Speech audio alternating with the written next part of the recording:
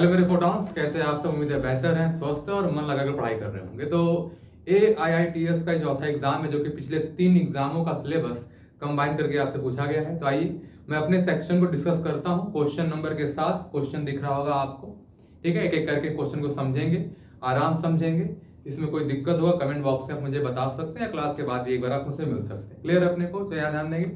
तो question number 4 कह रहा है the least count of vernier calliper. आपको वर्नियर कैलिपर का लीस्ट काउंट दिया गया, least count of vernier calliper दिया गया अपने को 0.1 मिलीमीटर। ओके, कह रहा the main scale reading MSR। देखो MSR के बारे में बात कर रहा है। The main scale reading MSR before the zeroth of vernier scale is 10। मतलब MSR जो है वर्नियर स्केल का जीरो जो है उस वर्नियर जो मेन स्केल उसके 10 के आसपास दिख रहा है, 10 दिख रहा है अपने को।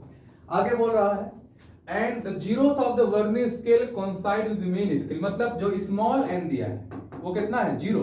कह रहा है जैसे फॉर्मूला होता है आपका फाइनल रीडिंग का MSR plus n times of least count. MSR कितना दिया? तो कह रहा है 10वां डिवीजन है जो वो कोइंसाइड कर रहा है आपका जीरोथ ऑफ वर्नियर से। और दूसरा जो डिवीजन ऑफ वर्नियर स्केल पूरी तरह से कोइंसाइड करे किसी MSR से वो भी 0 है। तो n की वैल्यू 0 हो गई, MSR हो गया आपका 10। अब रीडिंग के फॉर्मूला अगर देखें तो MSR की वैल्यू हो गई आपकी 10 मिलीमीटर, n दिया है 0, लीस्ट काउंट है 0.1 मिलीमीटर। ये तो पूरी वैल्यू 0 हो गई। ये लिखा है 10 मिलीमीटर। अब देखें ऑप्शन में कहाँ लिखा 10 मिलीमीटर नहीं दिया, लेकिन सेंटीमीटर में देखें तो क्या 10 मिलीमीटर को 1 cm लिख सकते हैं। यस, तो MSR अपने को 10 दिया था, लिस्ट काउंट साफ साफ 0.1 दे दिया था, और n जीरो वो डिवीजन जीरो वर्नियर स्केल का 0 किसी एक MSR से पूरी तरह से कोइंसाइड किया, मतलब वो स्मॉल n बन गया। तो n की वैल्यू अगर 0 पुट करेंगे तो आपको सिर्फ MSR बचेगा, और 10 मिलीमीटर को cm में लिखें तो कितना हो जाएगा? 1 सेंटीमीटर। ठीक है ना। चलिए फिर अगला क्वेश्चन देखें। कह रहा था van der Waals equation of gas दिया गया where A, B, C and R are constant. कह रहे थे आइसोथर्मल, अगर इसको रिप्रेजेंट किया गया किस तरह, इसको लिखा गया है P is equal to, P मतलब प्रेशर, A कोई कांस्टेंट है, V power m minus B into V power n। तो क्या बताया m और n की वैल्यू क्या होगी। मतलब इस वंडर वॉल इक्वेशन को सॉल्व करके ऐसे लिखना है कि इसको कंपेयर करें ताकि m और n की वैल्यू मिल जाए। जरा उसको देखते हैं। तो वंडर वॉल इक्वेशन दिया गया अपने को P plus AT square upon V into V का पावर C बराबर RT प्लस V। अगर V के पावर C को नीचे भेजे तो यहाँ मिलेगा P plus AT square by V equal to RT plus B upon V का पावर C। ऊपर जाएगा तो V का पावर माइनस C हो जाएगा, और इसको उधर भेज दें तो मिलेगा P is equal to RT plus B V का पावर माइनस C। ये उधर आएगा तो minus AT square by V, और V ऊपर जाएगा तो क्या हो जाएगा? -1। तो अब ध्यान दो, अगर थोड़ा सा मैं ये वाली वैल्यू, क्या ये वाली वैल्यू आपका A हो गया कांस्टेंट, ये वाली वैल्यू क्या हो गई आपका B। तो V पावर यहां लिखा था M और V पावर यहां लिखा है आपका n। तो B की वैल्यू कितनी आ गई? M की वैल्यू कितनी आ गई? -C, और n की वैल्यू कितनी आ गई? -1। तो -C और -1, -C -1, ऑप्शन नंबर 1 करेक्ट हो गया आपका। बिल्कुल समझ के लिखेंगे। अगला क्वेश्चन देखिए। कह रहे हैं 97.52 is divided by 2.54 the correct result in the terms of significant figure। देखो यार, मैंने रूल बताया आपको, अगर दो नंबर्स को ऐड या सब्ट्रैक्ट कर रहे हैं तो आंसर में उतने ही डेसिमल प्लेसेस होने चाहिए जितने एडिंग और सब्ट्रैक्टिंग टर्म में मिनिमम होते हैं। और अगर दो नंबर को मल्टीप्लाइड या डिवाइड कर रहे हैं तो आंसर में उतने ही सिग्निफिकेंट फिगर्स होने चाहिए जितना मल्टीप्लाइंग एंड डिवाइडिंग टर्म में मिनिमम होते हैं। तो यहाँ देखो कितने हैं? 4, यहाँ कितने हैं? 3। मतलब हमारे आंसर में डिवीजन करने के बाद जो आएगा उसमें कम मिनिमम बस 3 सिग्निफिकेंट फिगर होने चाहिए, बिकॉज मिनिमम कितने हैं? 3। देखो ये लिखा हुआ आपका 1 2 3। तो यहाँ देखो कितने हैं? 1 2 3 4 5। यहाँ कितने? 3। यहाँ कितने आपके? 1 2 3 4 5 है। तो अगर 97.52 अपॉन 2.4 करें, 2.54 तो ये दोनों तो बाहर हो गए। यहाँ भी 3 है, यहाँ भी 3, इसमें से कोई एक होगा। इसको डिवाइड करने पे आता है 38.3937। 7 हटेगा तो 4 होगा, 4 हटेगा तो 9 रहेगा, 9 हटेगा तो 38.4 हो जाएगा, 3 नहीं। मतलब ऑप्शन नंबर क्या हो जाएगा? 1। तो डिवीजन करने पे जो सबसे मिनिमम सिग्निफिकेंट फिगर वाला नंबर होगा डिवाइजन और मल्टीप्लिकेशन में, आंसर में उतने ही सिग्निफिकेंट फिगर्स होने चाहिए, ठीक है ना। चलिए फिर अगला क्वेश्चन देखें आप।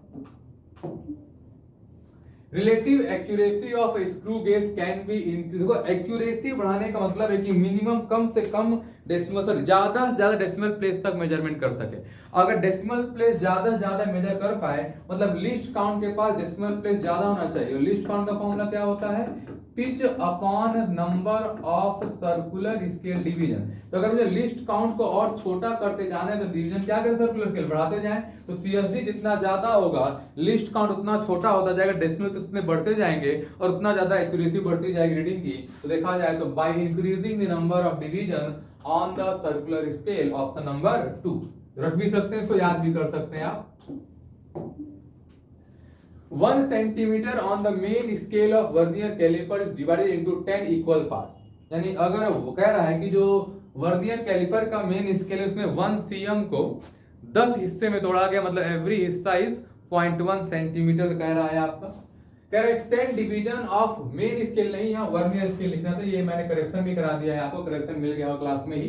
तो 10 डिवीजन ऑफ मेन स्केल नहीं, यहाँ पे होगा 10 डिवीजन ऑफ वर्नियर स्केल। तो 10 division of vernier scale coincide with 8 small scale division of main scale. तो लिस्ट काउंट ऑफ कैलिपर क्या होगा? एलसी, आपको लिस्ट काउंट चाहिए। तो लिस्ट काउंट का फॉर्मूला होता है 1 MSD माइनस 1 VSD। अब क्वेश्चन कह रहा है कि 10 VSD कोइंसाइड विद 8 MSD। तो यहां से आपको मिलेगा 1 VSD is equal to 8 upon 10 MSD, मतलब ये मिल गया 0.8 MSD। और 1 MSD की वैल्यू कितनी है आपकी? 0.1 सेंटीमीटर। तो 0.8 इंटू 0.1 cm अगर कर दूं मैं तो कितना मिलेगा अपने को? ये मिल जाएगा 0.08 सेंटीमीटर। तो वैल्यू पुट करें 1 MSD कितना?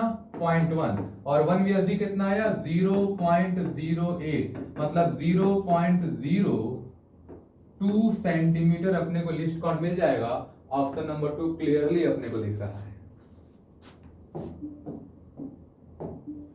ओके, कह रहा है डायमेंशनलेस क्वांटिटी। एक डायमेंशनलेस क्वांटिटी के पास क्या यूनिट नहीं होगी या होगी या हो सकती है? देखो यार, एंगल एक ऐसा फिजिकल क्वांटिटी कह सकते हैं, हमारा सप्लीमेंट्री क्वांटिटी होती है फंडामेंटल्स में, जिसके पास यूनिट तो है पर डायमेंशन नहीं होता। तो यस, डायमेंशनलेस क्वांटिटी के पास मे हैव, नेवर हैज नहीं, ऑलवेज नहीं, डज नॉट एग्जिस्ट नहीं, मे हैव, क्योंकि एंगल एकलौता ऐसा आंसर हो सकता है इस क्वेश्चन का जिसके पास यूनिट तो है पर डायमेंशन नहीं है। लिखवाया था नोट्स में, आप रख भी सकते हैं। ओके, कह रहा अगला question, in a particular system the units of length, mass and time choose किया गया। 10 cm 10 ग्राम 0.1 सेकंड।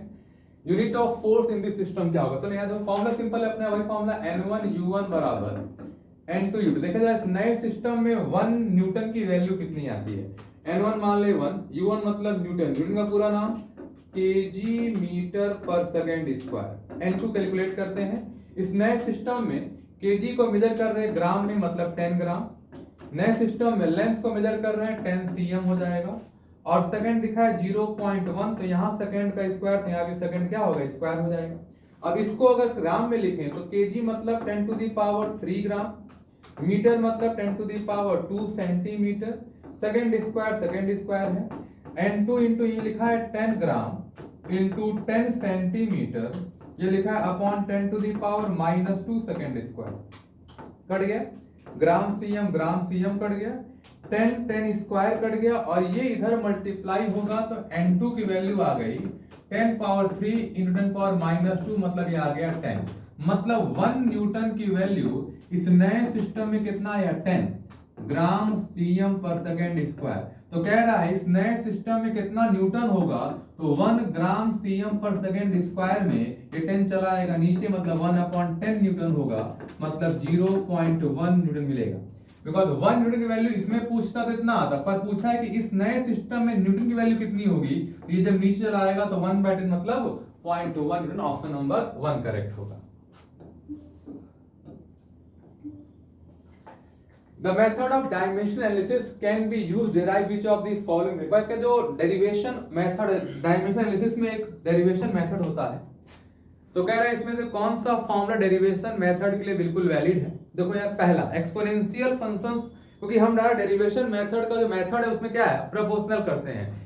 अगर मान लो फोर्स आपका डिपेंड कर रहा है मास पे, वेलोसिटी पे, टाइम पे, तो हम उसके प्रोपोर्शनल करेंगे। और एक्सपोनेंशियल फंक्शन प्रोपोर्शनल कभी नहीं होते, उसमें कुछ मिलने वाला नहीं है। Same for trigonometrical function, again proportionality से इनका कोई लेना देना नहीं होता, प्रोपोर्शनल से नहीं आते ही। तीसरे में अगर आप देखेंगे तो आप प्लस और माइनस, हम लोग जब भी डेरिवेशन मेथड से सॉल्व करते हैं तो वो मल्टीप्लिकेशन या डिवीजन की डिपेंडेंसी होती है, प्लस और माइनस वाले फॉर्म में डिराइव नहीं हो सकते, मतलब तीनों डिराइव नहीं हो सकता, तो आंसर इसका नॉन ऑफ दीज, मतलब कोई भी डिराइव होने वाला नहीं है।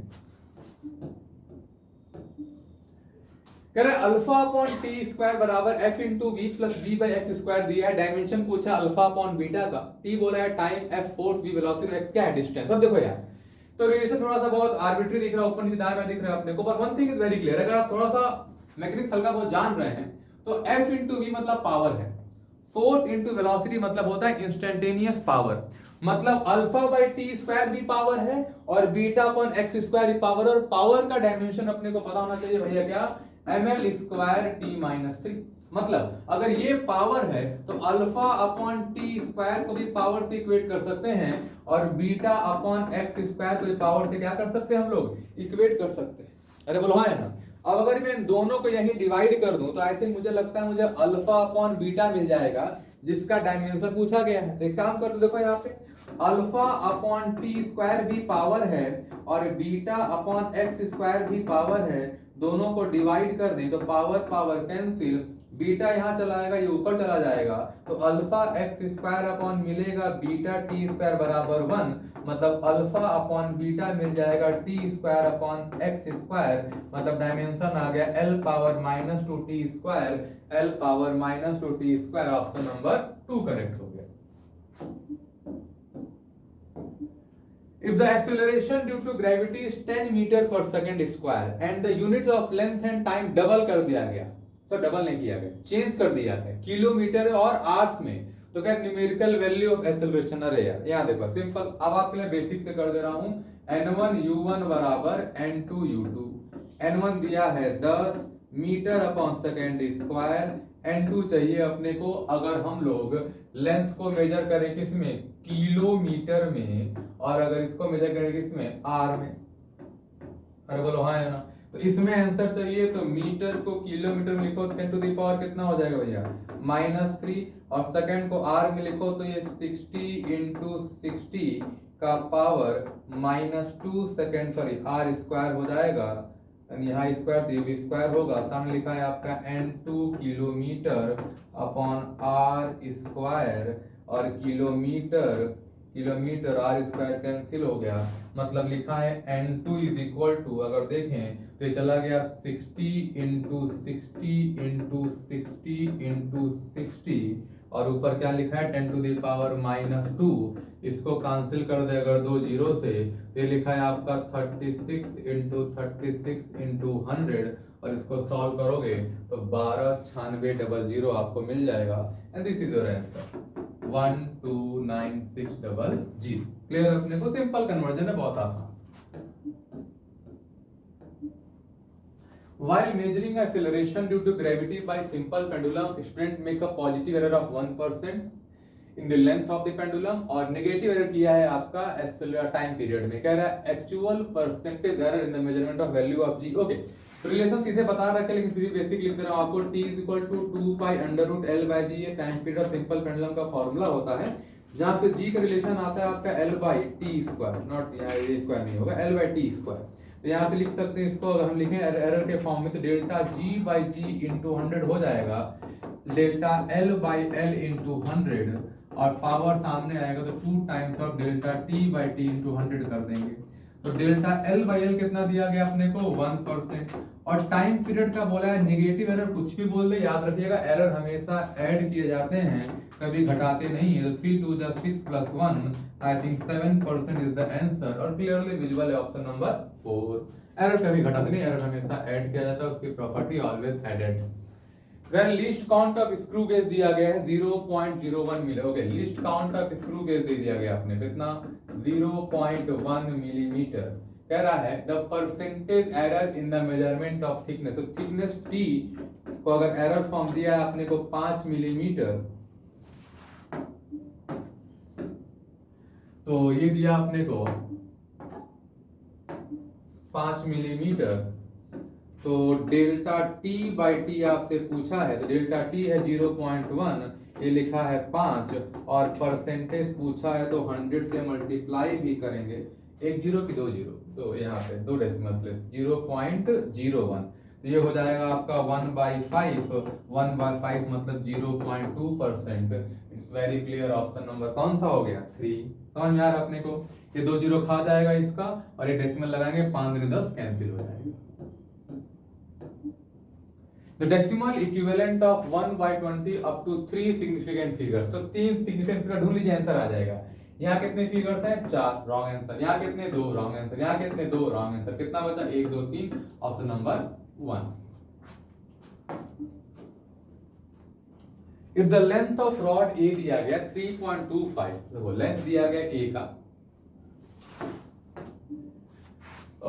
3.25 प्लस माइनस 0.01 ये ए का है, और 4.19 प्लस माइनस 0.01 ये 2 का है। कहते rod b is longer than rod a और बी कितना करे, बी कितना लॉन्गर है, इसे मतलब आपको सब्ट्रैक्ट करना। तो अगर मान लीजिए एल ए है तो ये एल बी होगा, ये डेल्टा एल ए हो जाएगा, ये डेल्टा एल बी हो जाएगा। तो अगर लेंथ को देखें तो ये डिफरेंस पूछा है, तो एल बी माइनस कितना लंबा, कह रहा है बी कितना लॉन्गर है, तो सब्ट्रैक्ट करना पड़ेगा। मतलब 4.19 माइनस 3.25 अगर करें तो आई थिंक 0.94 देखने को मिलेगा अपने को, ठीक है ना भाई। 9 में से 5 यहाँ घटाएंगे 4 होगा, ये एलसीएम देगा तो यहाँ 9 बचेगा। ओके, अब एरर तो हमेशा ऐड करते हैं, फिर चाहे ऑपरेशन क्यों ना सब्ट्रैक्शन का हो, एरर हमेशा क्या करेंगे ऐड। तो ऐड कर दो 0.01 प्लस 0.01 इज 0.02, ऑप्शन नंबर 3। कह रहा है लास्ट क्वेश्चन है, if unit of length and time is doubled, अगर लेंथ और टाइम का डबल कर दिया जाए तो न्यूमेरिकल वैल्यू ऑफ जी क्या होगा। देखो जी की वैल्यू होती पहले कितनी, ये होती 9.8 मीटर पर सेकेंड स्क्वायर। तो कह रहे हैं अगर यूनिट ऑफ लेंथ और टाइम डबल कर दिया जाए, मतलब 9.8 मीटर पर सेकेंड स्क्वायर पहले था, और अब इसको 2 टाइम्स ऑफ मीटर और इसको कर दिया गया 2 2 जा 4 टाइम्स ऑफ सेकेंड स्क्वायर, तो 2 2 जा 4 और मीटर स्क्वायर कैंसिल, ये 2 जो नीचे आए इधर मल्टीप्लाई करेंगे, मतलब क्या ये पिछली वैल्यू का डबल हो जाएगा, ये दुगना हो गया, ऑप्शन नंबर 1। तो ये सारे क्वेश्चन थे, आराम से टिक करके इसको देखेंगे, समझेंगे, बार बार देखेंगे तो और अच्छा है। अगर कुछ क्लियर ना हो, बाकी कमेंट बॉक्स ओपन है, वहां अपनी दिक्कतें क्लियर करेंगे, ठीक है ना। चलिए पढ़ते रहिए, बिल्कुल पैनिक नहीं होंगे, मन लगाकर क्वेश्चंस को लगाते रहिए, क्वेश्चन देखते रहिए और पढ़ते रहिए।